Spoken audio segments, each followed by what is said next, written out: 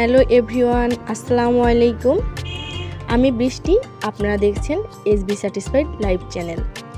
দর্শক বন্ধুরা সবাই কেমন আছেন? আশা করি আল্লাহর অশেষ রহমতে অনেক ভালো আছেন। আমি আলহামদুলিল্লাহ অনেক ভালো আছি।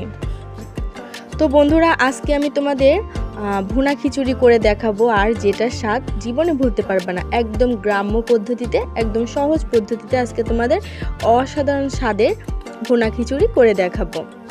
তো দর্শক বন্ধুরা, মূল কাজে চলে যাচ্ছি। আমি এখানে পোলাও চাল নিয়ে নিয়েছি। আপনারা চাইলে আপনাদের যে কোনো ভাতের চাউল বা বাসমতি চাউল যে কোনো চাউল নিতে পারেন। আর এইখানে আমি পরিমাণ মতো অনেকটুকু পেঁয়াজ কুচি করে নিয়েছি, রসুন কুচি করে নিয়েছি, আর পরিমাণ মতো কাঁচামরিচ নিয়েছি। ঝালের পরিমাণটা আপনারা আপনাদের পছন্দ মতো দিবেন। আমি একটু বেশিই দিয়ে নিয়েছি কাঁচামরিচটা। এইদিকে দর্শক বন্ধুরা, আমি এই যে চাউল, পোলার চাউল আর বুটের ডাল আর নিয়েছি মসুরের ডাল, সুন্দর করে ধুয়ে নিচ্ছি।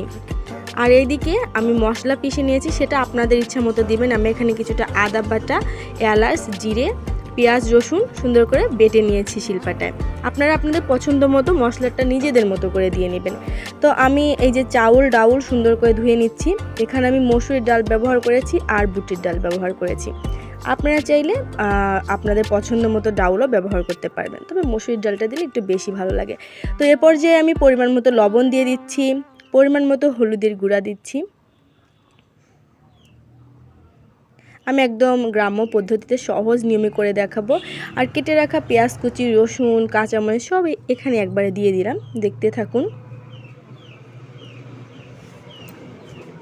এখানে বেটে রাখা মশলাগুলো আমি দিচ্ছি।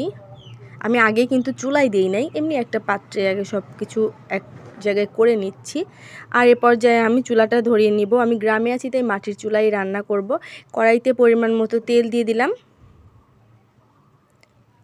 আমি সরিষার তেল দিয়ে রান্না করব। আপনারা আপনাদের পছন্দ মতো সয়াবিন দিয়েও রান্না করতে পারেন, তবে আমরা গ্রামে থাকি, খাঁটি সরিষার তেলটা আমাদের খাওয়া হয়।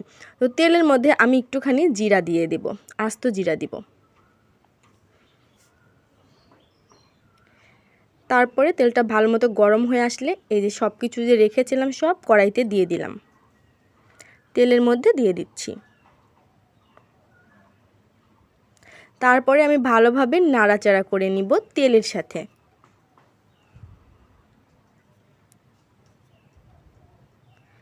দেখো দর্শক বন্ধুরা, আমি সুন্দর করে নাড়াচাড়া করে নিচ্ছি, যেন নিচে পুড়ে না যায়, ধরে না যায়, এই জন্য নাড়াচাড়া করে নিচ্ছি।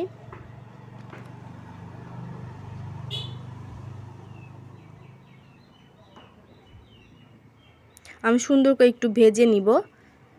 দেখো দর্শক বন্ধুরা, 5 থেকে 6 মিনিট আমি এভাবে ভেজে নিচ্ছি। অনবরত নাড়তে থাকবেন, না হলে নিচে চাউল ধরে যেতে পারে, পুড়ে যেতে পারে, তখন কিন্তু খেতে ভালো লাগবে না, গন্ধ লাগবে পোড়া পোড়া। এ পর্যায়ে আমি একটুখানি ঢেকে দিব দর্শক বন্ধুরা। দেখুন, এখন ঢাকনাটা আবার তুলছি। অনেকক্ষণ ভাজা হয়ে গেছে, 7 থেকে 8 মিনিট। এ পর্যায়ে আমি পরিমাণ মতো পানি দিয়ে দিব। যতটুকু পরিমাণে চাউল তার থেকে ডাবল পানি দিতে হবে। যতটুকু চাউল তার থেকে ডাবল পানি দিতে হবে। আবারও বলছি, তাহলে খিচুড়িটা ঝরঝরে এবং অনেক সুন্দর হবে। দেখুন, আমি এখনও একটুখানি ঢেকে দিলাম, তারপরে আবার ঢাকনা তুলে নিব। ঢাকনাটা তুলে দেখাচ্ছি, এই যে পানি বলক চলে আসছে।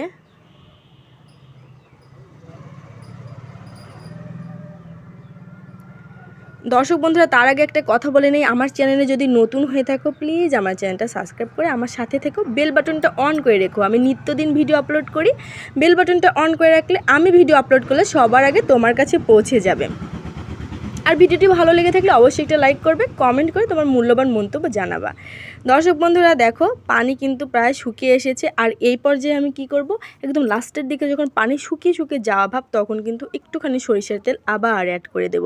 এইটা কিন্তু খিচুড়ির টেস্ট বহুগুণে বাড়িয়ে দেয়। এই টিপসটা যদি ফলো করো দর্শক বন্ধুরা, প্রথমে তো তেল দিয়েই নিবা, বাট এই যে পানি শুকিয়ে যাওয়ার পরে হালকা হালকা পানি আছে, এই পর্যায়ে যদি একটুখানি সরিষার তেল হোক বা যেটা তেল খায়, সয়াবিন, একটুখানি আবার দিয়ে দিলে, আবার সুন্দর করে নাড়াচাড়া করে দিলে খিচুড়ির স্বাদ বহুগুণে বেড়ে যায় এই টিপসটা ফলো করলে। তো দর্শক বন্ধুরা, আমি আবার একটু ঢেকে দিচ্ছি।